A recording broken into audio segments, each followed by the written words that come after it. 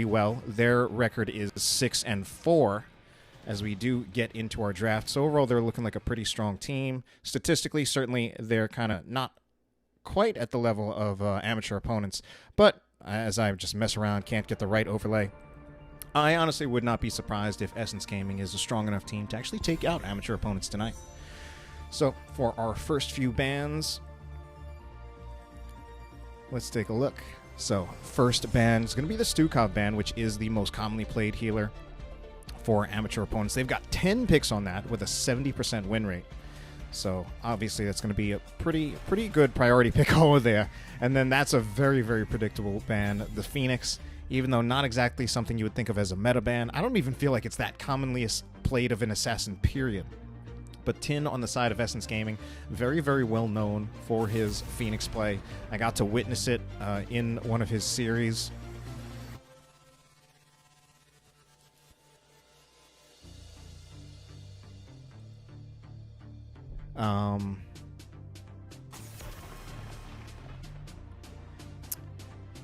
And I'm just looking back and forth between the chat, losing my concentration a little bit. So yeah, the Anduin is going to be banned out. That is something that is the most commonly played healer. So we got healer focus, healer choke on both sides. The most commonly played heroes for both respective teams has been taken out.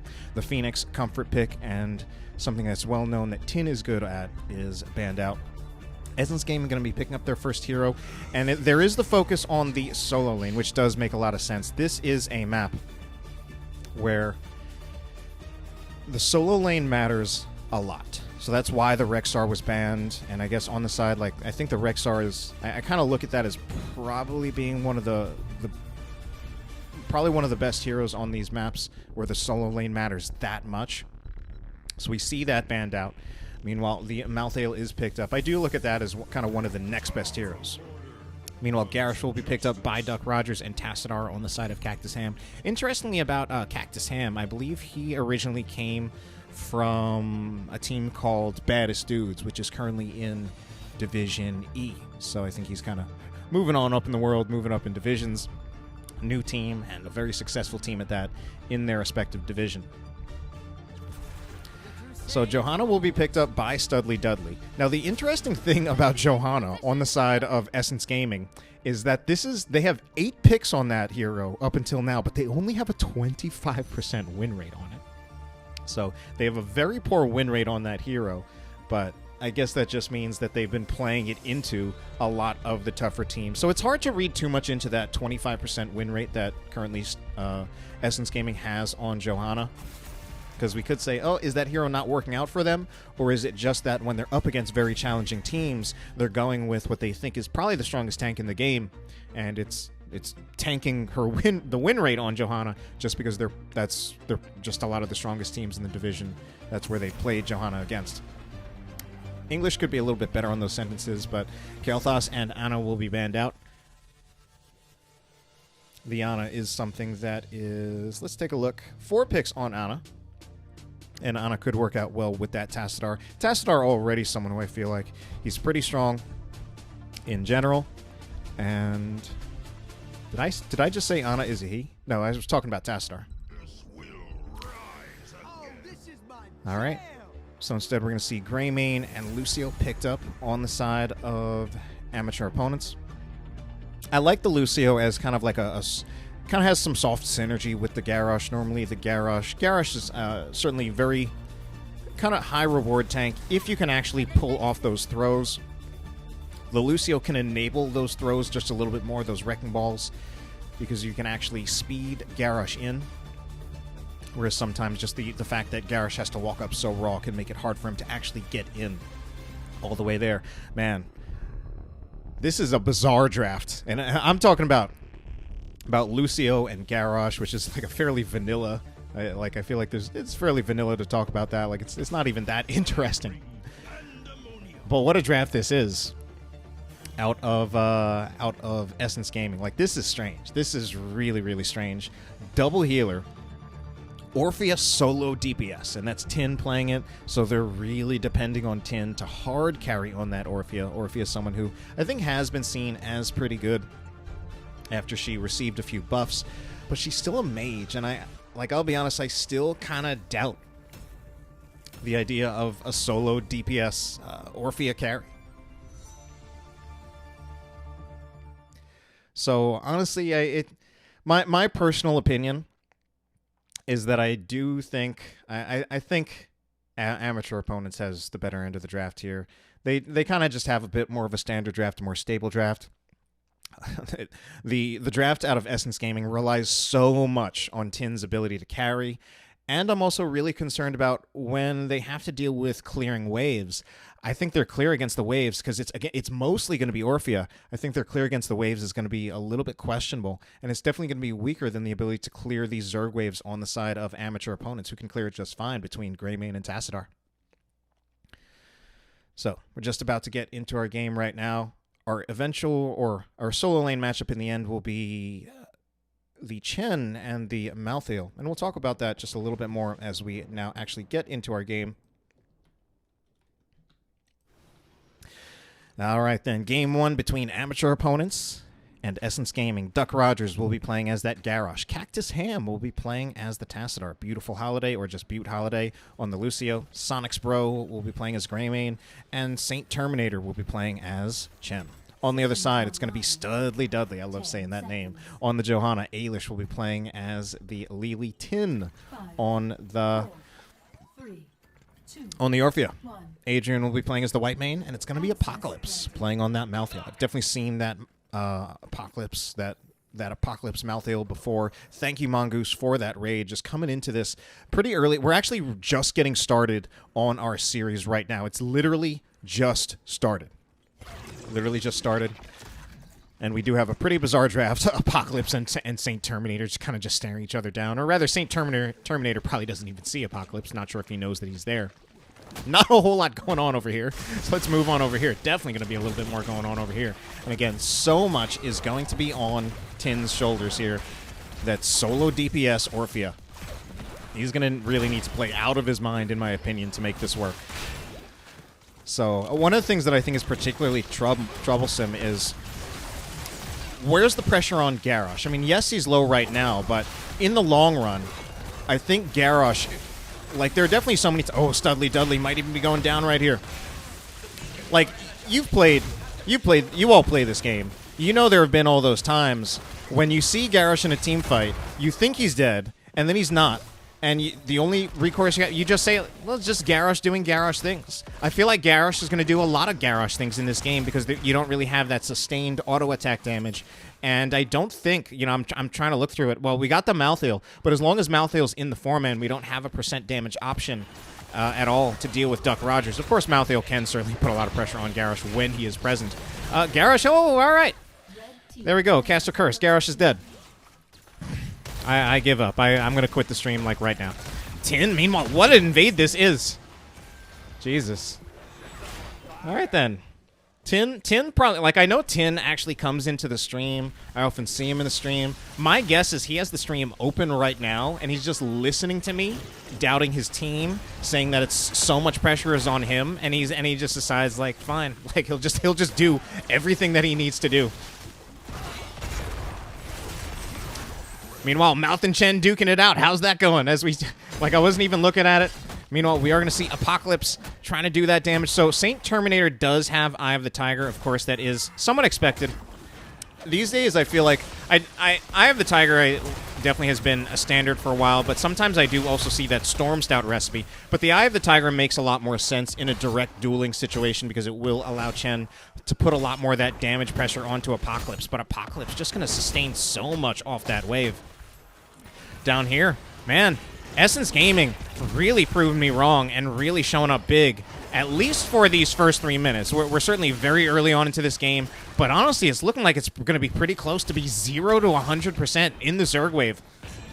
Apocalypse is getting the better end of things over here, and I guess just maybe all of that healing to support Tin is just enabling him to carry the way he needs to.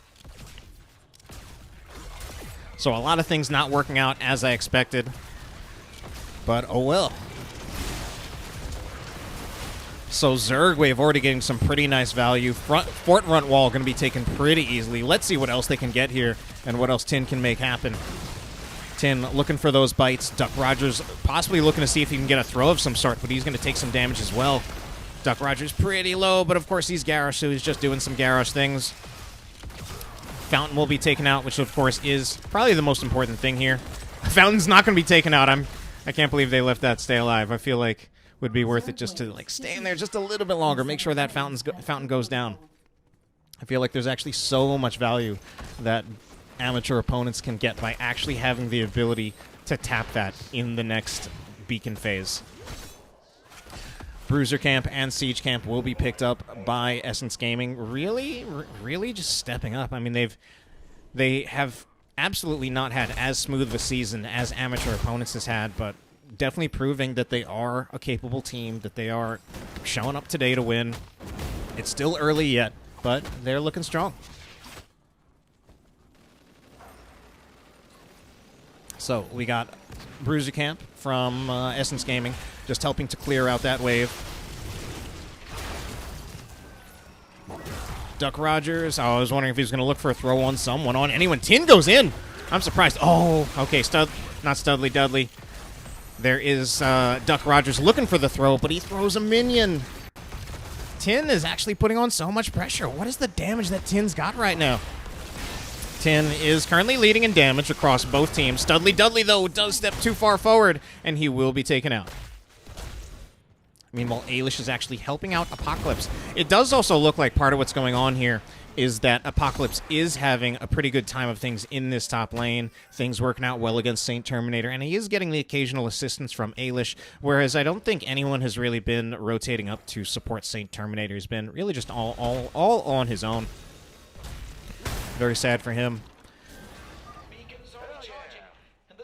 So, Siege Camp picked up this time for amateur opponents. Tin is thrown in. Will also be hit back by Beautiful Holiday, but of course he's just going to use that Shadow Waltz to just hit a few enemy opponents, and then he will be able to dance on back or just dash back. That Shadow Waltz mobility. This could definitely change quite a bit, though, once we do have Taunt on the table from Duck Rogers. If with Taunt on the table, I don't think Tin survives that kind of situation later on in the game if it's followed up with a Taunt. For now, though, he gets out okay.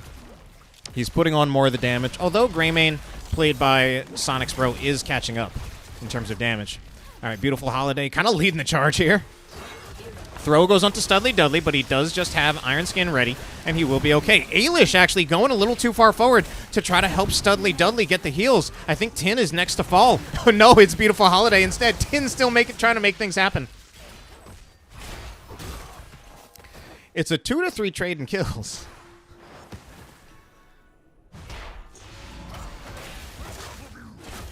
Oh, because Malthael possibly went down up in the top lane.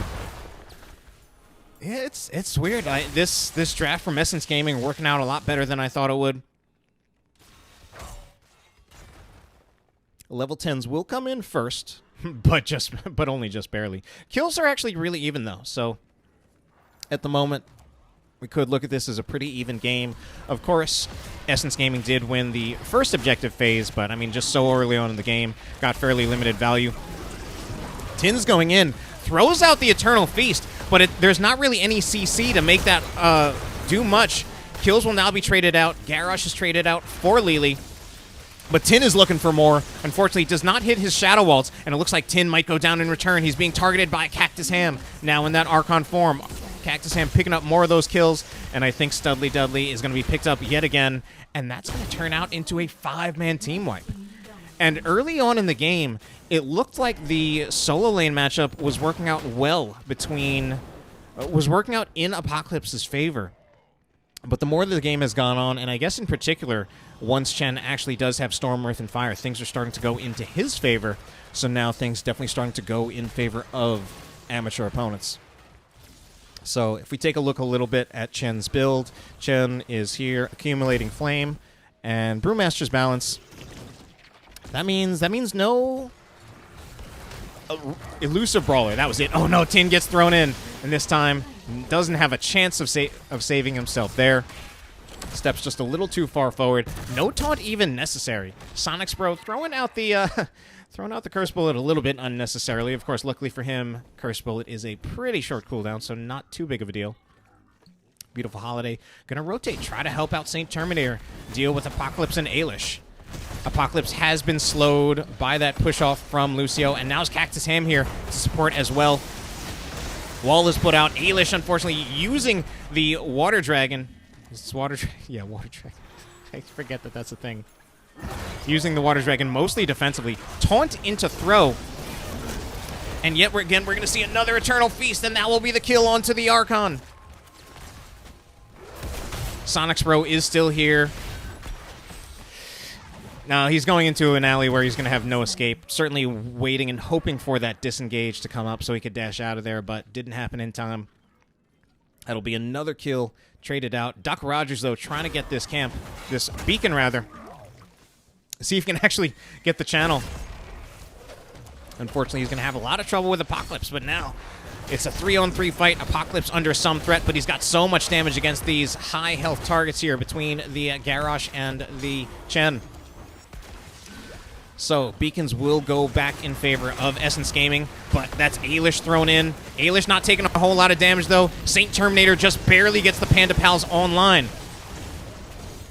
Ailish is now under a lot of threat. Adrian also in. Oh, no. Adrian is going to get taunted. So that will be another kill going in favor of amateur opponents. So it's proven to be a pretty brawly game. Somehow we've gotten our players to rotate up to the top, and most of the team fighting is happening there. And at this point, we really just need to see a disengage out of amateur opponents. Sorry, Essence Gaming to cut their losses. Because although it looked good for Essence Gaming early on, we're definitely starting to see amateur opponents run away with this. 13-7 in kills, almost a 2-level lead. More like a 1.5 level lead. As Duck Rogers will get that back. Of course, we do have Tin trying to get this back for himself. He's actually taken so much damage from Saint Terminator. This is actually not a... Okay, he's going to commit the Eternal Feast, but it's going to be a solo kill by Saint Terminator. So Saint Terminator does have that Ring of Fire. So very much, Saint Terminator very much ticking into a damage build. Really... Oh, Apocalypse stepping too far forward, hoping to get a solo kill onto Saint Terminator. But Saint Terminator obviously just really teching into those solo lane talents that really just give him a lot more damage. Mostly just surprised not to see Elusive Brawler, but I'm guessing in the long run, maybe this actually helps out a little bit more against the Malthael. But of course, just a lot of damage coming out of Saint Terminator with this build. And he, as we can see, he can just solo a lot of people. Tin really actually does not want the 1-versus-1 fight against Saint Terminator.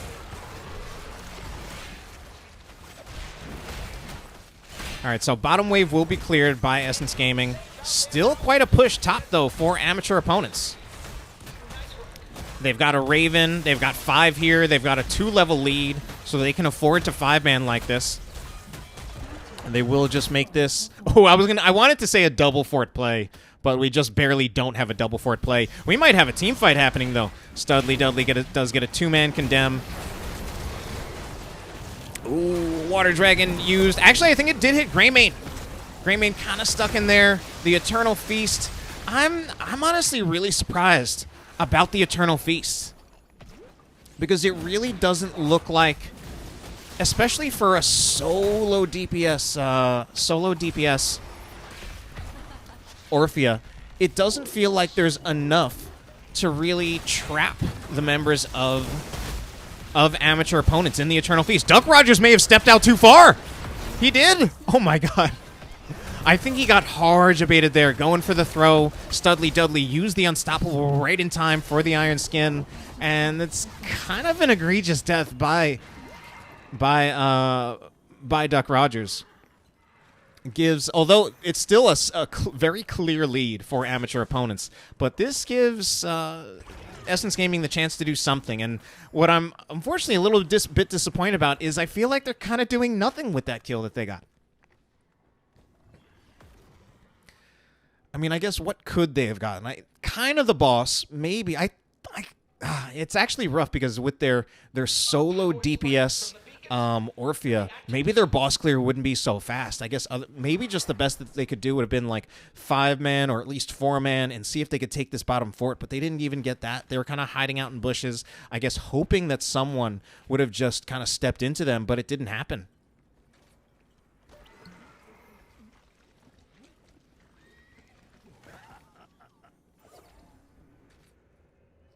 All right, then. Obviously not a whole lot going on right here.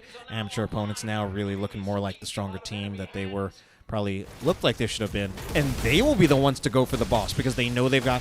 They're going to have 16 talent tier advantage only very briefly. Members of Essence Gaming realize that this is happening. It needs to be Studley Dudley going in. He might need to come... Oh, no, he gets thrown out. Ailish is instead going to go in. Ailish on the point, trying to hold it. Ailish is... might go down there. Eventually, it's actually just captured by amateur opponents, but it looks like they will be suffering kills in return. Apocalypse goes down, though, so kills are now being traded out in favor of amateur opponents. Oh, no, they're going to make it a 5-man team wipe. Oh, dear. That is a massive, massive win. I mean, at this point...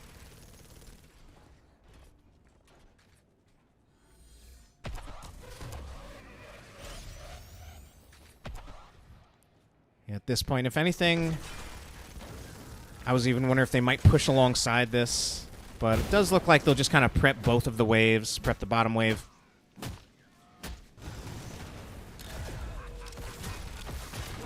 All right, they will actually push alongside the boss. Does help. I mean, they'll probably actually have... I think there's a decent chance that they take out the keep before the Zerg wave even arrives, and the Zerg wave will be pushing down this lane. Tin's already so close, and he's already down. Oh, no.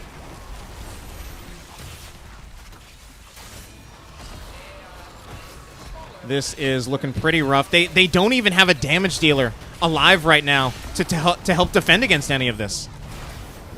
I mean, I guess the closest thing they have is Malthael.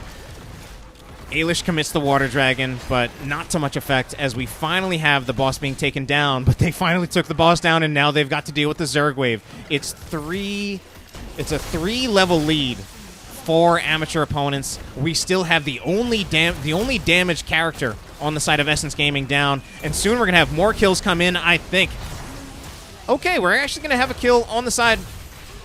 We're actually going to have Chen go down first, but there's the kill onto Johanna, and I think at this time, it might just be the commitment to taking down the core. Duck Rogers is really low, though.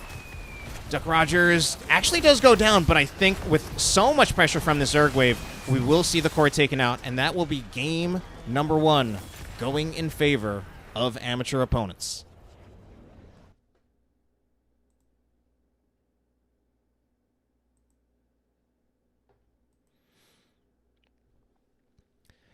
All right, then. So, of course, as usual, things kind of look good in the early game for Essence Gaming, but at some point, it was pretty much actually just around the second beacon phase when amateur opponents really started to run away with that. 22-12 in kills at the end. Let you just take a little bit of look at the talents if there's anything certainly you want to see that you might think might be interesting or strange. Nothing jumps out at me immediately. Mostly the biggest question I have has to be the Eternal Feast. I don't feel that there was enough to really set that up, and I feel like most of the Eternal Feast that were there got little to no value. I mean, I guess the closest is literally, I guess, like Blessed Shield combined with Water Dragon. I think mainly the Water Dragon, but I never really saw it happen well enough to really justify the Eternal Feast, in my opinion. In the end, it might also just in the end, I think we also have to just look at, was the double support really worth it in the end? It didn't really work out. So we will be going into our draft momentarily. There it is. You can hear it now. No, actually you can't. No, you can.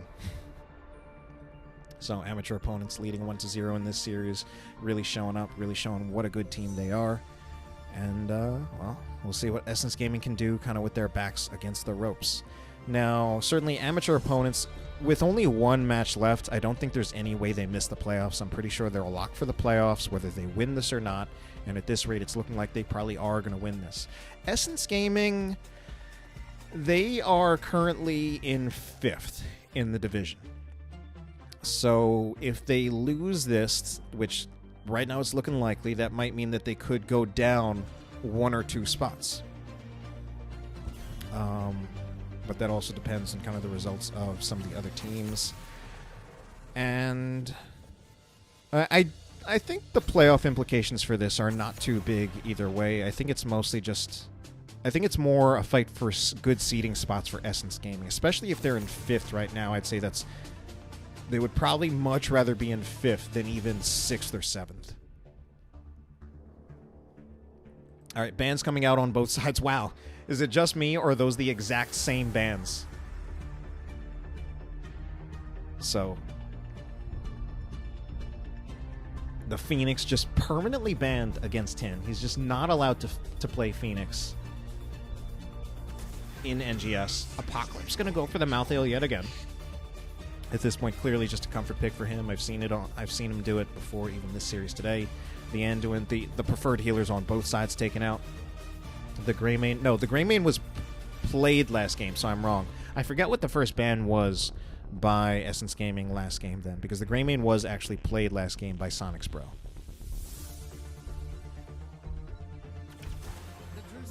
Okay, this time it's Duck Rogers who does get the Johanna. The Mouth Ale pick, I mean, last game it definitely struck me as a lot more important to get that for the solo lane matchup.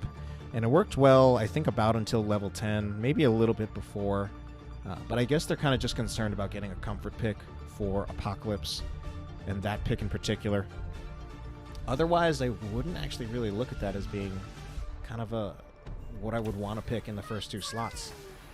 But Tin going to pick up the Tassadar. Tin is a pretty good Tassadar. Take that away from the other team, which was actually played pretty well by Cactus Ham. Ailish does want the global. And I wonder if we will see any further global focus right now. Obviously, there still is the possibility of a Dahaka on the side of amateur opponents. But I don't feel Dahaka is really all that common anymore. Mal'Ganis will be banned. So this is starting to limit the options for Studley Dudley. I mean, of course, those are only 2 tanks banned. ETC is still up. But I do actually think of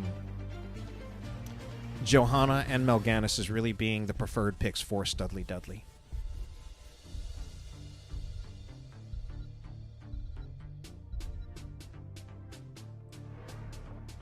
Zul will be banned out, so more focus on that solo lane. Kind of just taking off a lot of the strong meta picks in that area, and by a lot, I of course mean exactly one hero, the Zul. Cactus Ham has the Sylvanas, so that's a strange one. I mean, Sylvanas, this doesn't strike me as the best map for Sylvanas. Although I guess if you can take the boss and then push alongside that, that's like a potential win condition. Lucio picked up again for Beautiful Holiday, and they're going to try to go... The funny thing is, they picked up Artanis, and of course the name of their team is Amateur Opponents, but I feel like that it probably would not be an amateur opponent pick with that new stacking talent. I don't even remember what it's called, like Defender of Ire, Protector of Ire.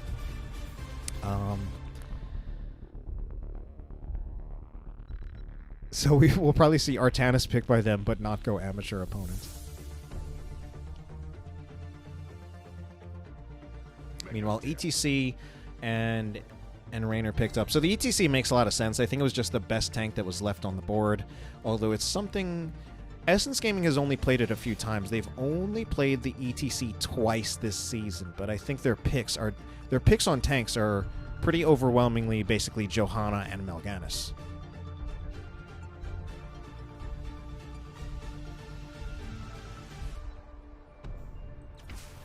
Oh no, Samuro. Samuro, God. I did not see that coming. How many picks does amateur opponents have on Samuro? None. They haven't played it at... Oh no, wait, let me see. Yeah, they have not played Samuro at all this season. They're going to whip it out right now. We'll see just how good Sonic's Bros Samuro is. But I mean, Samuro is a hero. It's... I don't know. It's kind of toxic, actually. I feel like Samuro is just...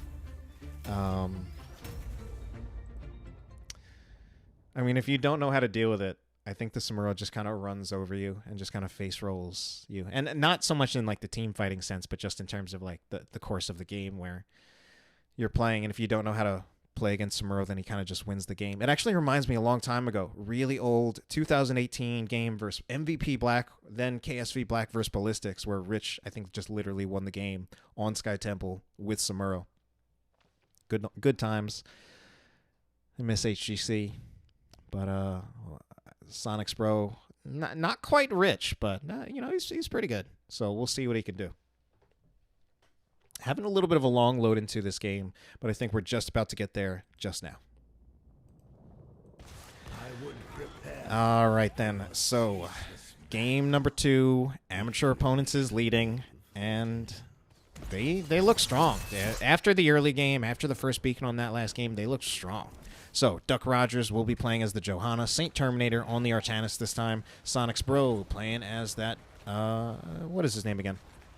Samuro. Beautiful Holiday will be playing as Lucio, and it's going to be Cactus Ham on the Sylvanas. On the other side, we're going to have Studley Dudley playing as ETC, Apocalypse on Malthael, Tin as the Tacittar. Adrian will be playing as Raynor, and Ailish will be playing as the Brightwing. So, members of Essence Gaming going directly to the Vision. Looking to take that. And I feel like this is, I guess this is supposed to be a tower cheese, but part of me is also kind of wondering what exactly are they waiting for. I guess they want to see a lot of the members of Essence Gaming down here before they commit to this to make sure that it's not rotated on and that they can actually just get it. Also interesting to see that happen in the top lane, whereas normally I would expect it you would want to make that move down in the bottom lane. Well, in the end, it works out. I think it was well executed and pretty calculated. The waiting at that point struck me as a little strange, but in the end, I think I saw the reasoning behind it. Again, that they wanted to see the members of Essence Gaming in the middle. Once they saw 3-4 down here, they realized that they could, at most, they would have to be dealing against one, Apocalypse on that Malthael, who couldn't force them off quickly enough. So where do we see Sonic's Bro move to? He's definitely the biggest question mark in this game. I mean, of course, Samuro is something that, again, just very polarizing. And amateur opponents certainly looking like the better team, but unless I misread the data from Hero's profile, this is the first time that amateur opponents has actually played Samuro all season. I'm going to double check that right now just to really cover my bases. Yep, not seeing it. All right, then. Duck Rogers, though, looking for Tin, but they don't have too hard of a stun lockdown at this time in the game, so the kill onto Tin won't happen. Let's also take a look at our talents, as we do see it is indeed the Protector of Ire out of Artanis. Do we see any other interesting talents? We're going to see the Static Charge out of Tacittar. That's my personal favorite at that tier. But I don't think I've watched enough of the really high-level Tacitars to know what is the common pick at that tier for basically at higher level play. But for me, at least personally, I do enjoy that Static Charge. Adrian and Ailish get a little bit of push damage of their own alongside that Siege Camp. They take down bottom tower, and with that Siege Camp, they actually nearly took down both towers. That bottom tower actually really, really close to dying. So, meanwhile, Bruiser Camps will be picked up. Looks like they'll be picked up by both teams. Sonic's Bro really low on hit points, trying to solo this camp. Gonna need some more. He's just gotten pretty close, but he'll be fine. Of course, because he's Samuro. He's got all that. He's got all his Illusion Master business. So, aside from that, yeah, I think it's mainly... Actually, there's nothing that interesting about the talents at this point in the game. Apocalypse by himself here, while Saint Terminator and Duck Rogers work on clearing out this Bruiser camp. Apocalypse will actually just start the camp by himself. Saint Terminator might be coming up there soon. Ooh, they're rotating up. I feel like Apocalypse needs to see this and needs to start pushing out now. He does get slowed down by the push-off from Beautiful Holiday, and Apocalypse is now most likely in a position... Not bad jukes, but I don't know if it'll be enough. Oh, he gets pushed back again by Beautiful Holiday on that Lucio, and it's going to be the kill behind the gate. That was actually pretty nicely played. Apocalypse tried, but especially with that Malthael, certainly a lot of great things about the Malthael, but given his origins as a melee assassin, he's generally a little bit more vulnerable and a little bit more gankable, and just basically a little bit more squishy than a lot of the bruisers who were originally warriors. Studley Dudley finds himself needing to power slide out, and the members of Essence Gaming just struggling to make sure that this bruiser camp is cleared out, as a lot of damage is put onto that top fort. Tin now clearing this by himself. Saint Terminator does get a nice swap onto Tin. He throws down a force wall, but there's nothing that's going to do for him, and that will be a kill. Studley Dudley. I think Studley Dudley needs to be super careful at this point, needs to understand that he could be going down himself if he stays around here too long. And man, I think we're really seeing the value of the Sylvanas right now. Like, even just times outside of objectives, if they can just find a kill or two, then they can actually just have the opportunity to just straight up push down a fort. Doesn't matter. They don't need any mercenaries. They've just got Sylvanas to disable it. They've got the kills just with their better rotations and engages. And it's almost a level lead for amateur opponents. Tin, meanwhile, I guess looking to come in. Oh no, Tin kind of traps himself with the force wall. I think he'll be okay, but that was a little bit monk at the moment. Ailish, meanwhile, also kind of going in there at a little bit of an unfortunate time. These rotations a little bit questionable. Beautiful Holiday is able to push off out of there, and she will be just fine. Studley Dudley will be the first one finally going down. Tin, is he the next one? Does actually throw out a shock ray against Beautiful Holiday. Adrian looking for the kill, but man, the push-offs from Beautiful Holiday, keeping herself alive on that Lucio, have been something else. So many times when you think that Lucio is about to go down, and she's got the push-off just ready to get her out of there. Oh no, Apocalypse. Going that far forward. All right, does look like he'll get out of there. But this is likely level 10 talent tier. Not even just likely. It's guaranteed to be level 10 talent tier advantage going into this next shrine phase or temple phase. Essence Gaming, maybe I was wrong. Getting that experience to get up to level 10 very quickly. And I think by the time that the objective does finally start, Essence Gaming will either be at level 10 or close enough to it that they should be able to engage seconds later. Studley Dudley trying to find the last few minions to get that experience to get his team to level 10. Duck Rogers doesn't have Iron Skin, but there will be no engage on him, as there is really no one else other than Raynor to follow up on him. So Tin out in the lane trying to clear this siege camp.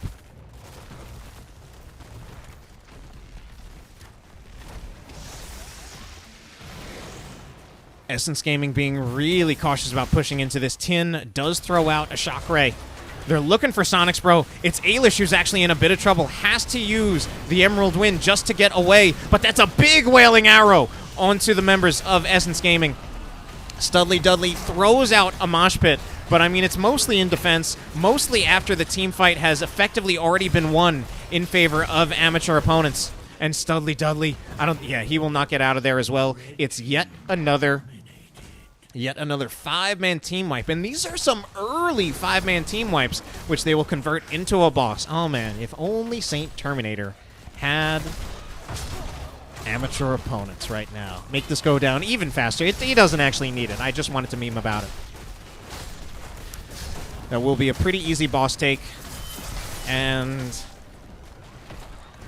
you know, although the first, 5 minutes or so of Game 1 really looked like Essence Gaming was trying to come out here strong, it's really been amateur opponents ever since then, and they're really just showing what a strong team they are. 8-0 in kills at the moment. Studley Dudley here by himself. Uses Face Melt just to push them away. This is pretty rough for Studley Dudley. Tin even commits the black hole, but I don't think there was too much he was going to get off that with only just him and Studley Dudley here. I mean, at this point, practically what they're struggling with is just trying to slow the members of amateur opponents down when they just start pushing down structures. Amateur opponents at times, they're just bullying the members of Essence Gaming when they know there's only 1 or 2 people defending a structure. They'll move forward there because they can, because they've got a level lead, because they've got Sylvanas. Amateur opponents with the better end of the rotations in terms of clearing up these siege camps, so they will have a push advantage in the top, and as long as they don't die here. Duck Rogers potentially in trouble, though. Wow, okay. So Duck Rogers does get out alive there, but they got a little scared because they kind of overcommitted on their defensive cooldowns to keeping Duck Rogers alive. I mean, in the end, I think they're better off keeping him alive than not, but they didn't need both the Iron Skin and the sound barrier there. And I think in particular the sound barrier was probably the more unnecessary one. Cactus Ham, a little bit in trouble. Now it's actually Beautiful Holiday who's in trouble, really, really low. And I think with Beautiful Holiday so low, they probably need to just disengage from this.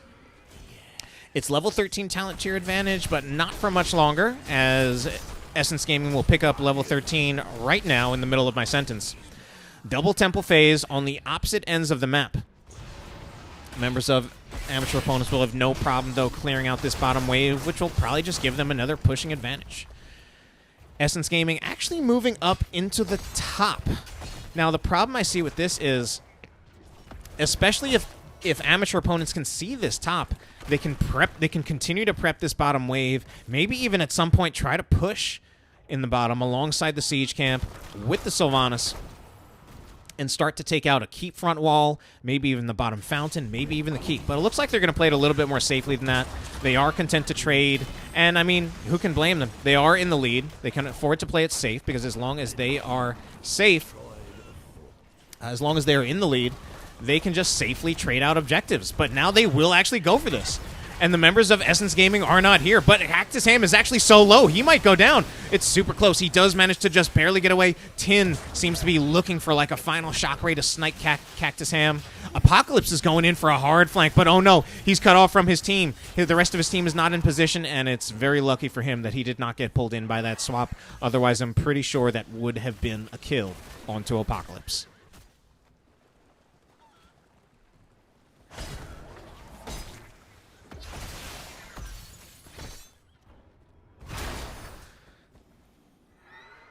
So, we do have level 16 talent tier advantage coming up pretty soon for the members of Amateur Opponents. And let's see if they are able to capitalize off that in any way, see if they can catch someone out, see if they even just want to straight up take a fight. How are our siege camps doing? We do have one siege camp up, so this one is going to be up in about 45 seconds. I don't think the members of Essence Gaming will have level 16 talent tier in time for that, so potential invade opportunity, but instead they're just going to look for a fight. They're going to go into Studley Dudley. Studley Dudley uses the mosh pit purely defensively. No one else around anywhere near enough to help him follow up on that, and a kill will go out onto Ailish as well. Oh no, Tin is getting pulled in. This is just going from bad to worse. Adrian, just get out of here. 11-0 in kills. It's looking pretty rough for Essence Gaming. And we're seeing even more so the value of this Sylvanas. They've got kills, they've got talent tier advantage, level advantage. Oh no, Adrian. And they're getting more staggered deaths out of this, those engages from Saint Terminator with those phase prisms. My god. I mean, my question at this point is, how much more do they go for? Like, I'm almost wondering, do they... Okay, they'll probably go for the camp. I was almost wondering, are they going to go on the core, which probably would have been too risky. I think they generally playing things pretty safe. Like Amateur Opponents, they're very good at maximizing their advantages, but it doesn't seem like they go for incredibly risky plays. It seems like they're actually very calculated in that respect. So now recognizing they could push alongside this, but probably, again, safer to just spread out to the map, steal the siege camp away from Essence Gaming, put a lot of lane pressure in that bottom lane against Essence Gaming. Saint Terminator. If Saint Terminator's by himself here, though, they don't go for him. He's by himself. I guess they don't know that he's by himself. They're rotating through here. They're just looking for what's going on. I think they were worried about the possibility of the boss. Someone accidentally attacks the boss, and it does aggro onto them. Unfortunately, at this point, I think Essence Gaming also being... I mean, I guess, like, it kind of looks like they're being indecisive, but it also depends on what scouting information they have. My god, Ailish is just blown up immediately on the backline. Barely even caught that. Another huge Wailing Arrow out of Cactus Ham, catching so many people. That's going to be another 5-man team wipe. They actually could just finish the game right here. This is game if they want it. I'm pretty sure. Like, this is game. Okay, they recognize it too. My god, this game was brutal. This one was 17-0.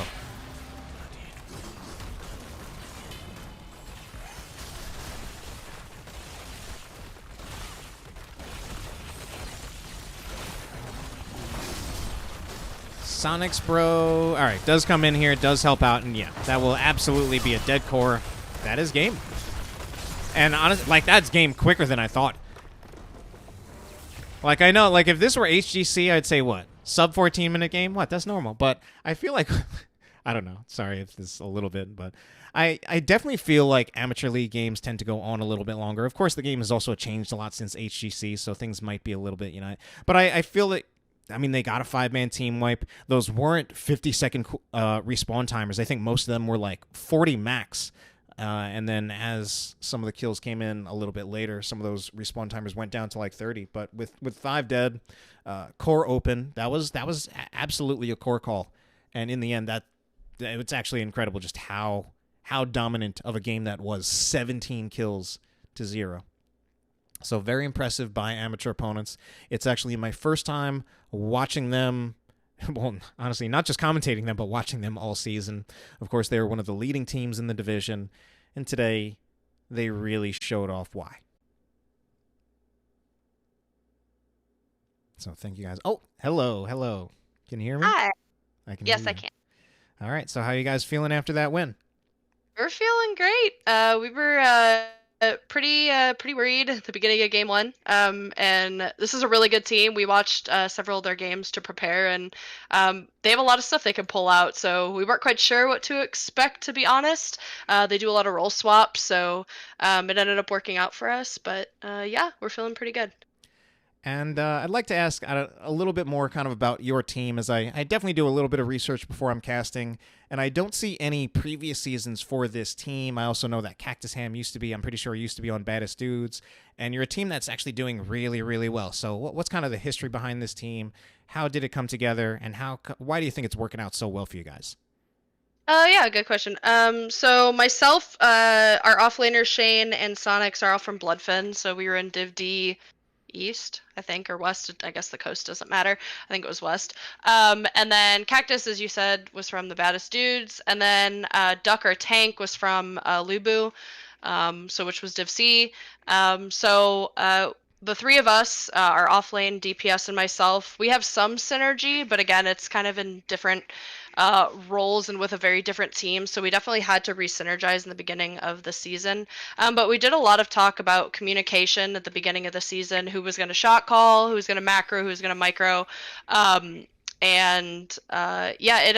just ended up working out. Everyone's really dedicated. So are a lot of teams in this division. We practice 3 days a week. It's like many other people. But I think the key is, we really want to improve and get better. And so people are willing to play different things for the team. I'm sure there's some comments about Samuro, or even the TAS was a recent pickup for us. And it's gotten us a lot of value, and we haven't really brought out picks we don't feel comfortable yet, but once we've practiced it enough, we feel like we want to bring it out. We had some Kerrigan games a couple games ago, so we're really flexible, and people are willing to play whatever is best for the team. So I think that's probably why it's working out, but we have a long way to go. I mean, playoffs, a lot of good teams in Div C. Even the teams that didn't make it, everyone in Div C is really good. So we have, an uphill battle, and hopefully we're going to do really well. Wow, you certainly had an answer for that question. So, I'm certainly very impressed, given that your Div C team doing so well. When you said kind of the core of your team was actually Div D in previous seasons, did you have that kind of success even back in like Div D on your previous teams? We were okay in Div D. We just had a lot of inconsistencies, and I think our hero pools were, I don't want to say much smaller, but very inconsistent. And I guess much smaller, I guess I'll say it. So we didn't do as well because either teams would ban us out, and we had to play something that was not practiced, or we had to play something inoptimally. So it's much better, I think, in my opinion, to have a more flexible team. But honestly, I think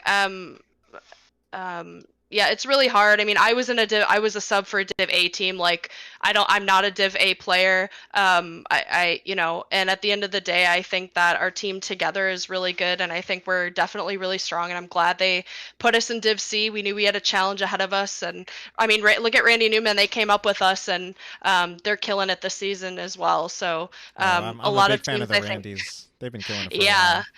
Oh yeah, no, I mean they're awesome people and they're awesome players and you know obviously like they destroyed us in our games against them, but we're looking for revenge, Randy Newman. We're coming for your salad dressings. No, I'm kidding. No, I'm kidding.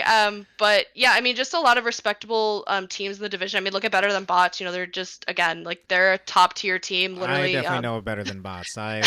I cast yeah. them when they played in the Heroes Lounge finals, so or the playoffs, where they originally were not even supposed to be in it, and they only made it there because Jailbait couldn't make it, and then they ended up getting third place.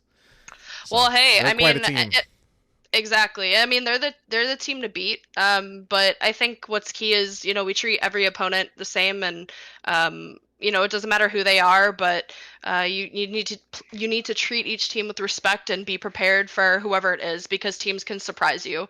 Because at the end of the day, anything can happen. So, but we're fortunate. We prepared a lot over the season, so yeah, hopefully we'll have a good playoff run.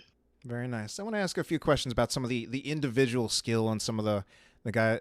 I guess you guys have on some of your heroes. You mentioned the Samuro. I was a little bit surprised about that, like because like when I cast, I keep the heroes profile matches up, and I had to like double check. Wait, have they played that at all this season? You guys have not played that at all this season, as far as I can tell, in a match. So you decided this was the time to bring it out. I was also really impressed with all your kickoffs with Lucio. Oh, Um, thanks.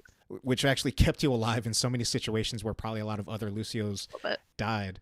Aside from those, kind of, I guess, talk about what are some of those heroes where you think maybe your team kind of particularly excels on yourself or any other players where can really show that off. I mean, honestly, all of us have kind of our favorites. And believe it or not, Sonics has been really working hard on Samuro offline, outside of practice, making sure he was really comfortable with it first. And then he said, "Hey guys, I've been working on Samuro. You know, can we try it out?" First thing I said was, "Oh dear God, no, please." And he goes, "No, Butte, you gotta trust. You gotta trust." And so we felt that depending on what map it was, and we actually picked the map because we felt it was one of the better Samuro Oh, maps. that is definitely a Um, Samuro map. Yeah. so, and that's a map that we've also been working on kind of outside, and we felt like, you know, we haven't played it, and so it's good to have another map that we show that we're strong on. Um, and another example would be Kerrigan. We pulled it out. I don't remember in which series it was, but everyone was like, "What? There's who? Where did this come from?" You know, it's unexpected, but it's something that you know, Sonic specifically had been working on offline. Cactus has just killed it with Tassadar. He'd been working that with Tassadar offline. Duck's Garrosh, I mean, it's come like miles, and he's really scary on Garrosh, and you see why a lot of teams ban Garrosh. So his Garrosh, especially in ETC, I mean, Shane, you know, gotta love Shane, and his all of his offlaners are really good and really consistent, and he's been working on your rel. So if anybody's scouting, you should totally consider banning your rel against us. It's really good. No, I'm just kidding. Yeah, I think But no. I kind of like what you say No. about that. I mean, I think part of it is also things like the Samuro, the Kerrigan. Those are definitely some spicy picks. Where it's like if those come out at all, it's like, oh my god, like that's going to be kind of the thing that really kind of makes or breaks the game. But yeah, I feel like there are a lot of good individual displays of skill, like kind of in all ends from many different people on many different heroes. There were your push offs from Cactus Ham. He was hitting like 3 4-man wailing arrows, key swaps, key swaps with the Artanis. Mhm. All that was very impressive. No, Uh, thank you. We appreciate it. I mean, you're welcome. Artanis is one of Shane's favorite. Obviously, our team name is named Never would have after guessed. the talent. I know. Well, okay. Anybody in chat, if anybody cares, we were super upset when they changed season marksman because we were like, guys, we're gonna be amateur opponents and then we're gonna evolve into season marksman, and then it ended up dying, and so we're Yeah. all just like, what do we say to this? But no, it's all good. But yeah, I mean, a lot of us were playing our favorite heroes. I mean, Lucio, I hated when I started playing him. I thought he was awful as a character and really boring. But he's actually really fun. So I'm glad. Thanks to my support coach Rec. If you're in chat, probably not. You're probably busy, but gotta love Rec for Did that. you So start getting much into appreciated for the Lucio? compliments. Did you start getting to Lucio before or after he was reworked to have push off? Yeah, I believe it was after. Okay, yeah, hmm because I Yeah, think that I was. I stayed far away from him initially. I just didn't feel like my play style is very conservative. Hence why I like Ana and Anduin, Stukov. They're very conservative. Heroes, and Lucio and Rhaegar are kind of similar in a sense of they can be very aggressive, but I've learned to manage that. So he's a really difficult hero, I think, to master, and I'm still learning. So any support tips, feel free to send them my way. Yeah, I think I'm mostly thinking that because you definitely had good push offs, and I think that that addition of push off was something that really fundamentally changed Lucio a lot. Where now he has a lot more playmaking potential, can be a lot more aggressive. So Yeah, absolutely. Yeah, no, I totally agree, and I love his kid. I think it's a lot of fun. So it's good to see good Lucio players. There's several in this division, and I actually learned a lot from watching VODs and scouting because I'm like, oh man, like I need to start doing that or whatever. So, but yeah, it's good to see really good players, and yeah, we're learning and we're improving, and we're looking forward to the playoffs. all right then. I'd say with that, I'm going to start wrapping this up, and I'm just going to throw the floor to you for any final comments or shout outs that you do have to make before we finish up this interview. Sure, I'll be brief. Shout outs to my team, obviously. I love all of them, and I'm gonna start getting emotional because I love them all so much, and they're just awesome people and awesome players. Shout out to Essence. I mean, really classy players, really good players. All the respect and thanks for being awesome, and thanks to NGS, awesome league, awesome people, and thanks to you. We appreciate you picking up the cast, and you've been picking up a lot of casts. So I'm sure I speak for a lot of people when I say thank you for casting. And a quick shout out, Ed, if you're here, to Ed, who is our sub. He's really awesome, and he helps us scout and gives us really great feedback. And we love you, Ed. But yeah, thank you again for casting, You're and welcome. really appreciate it. And have a good rest of your night, anybody in chat, and you as well. All right, thank you, and good night. Thank you.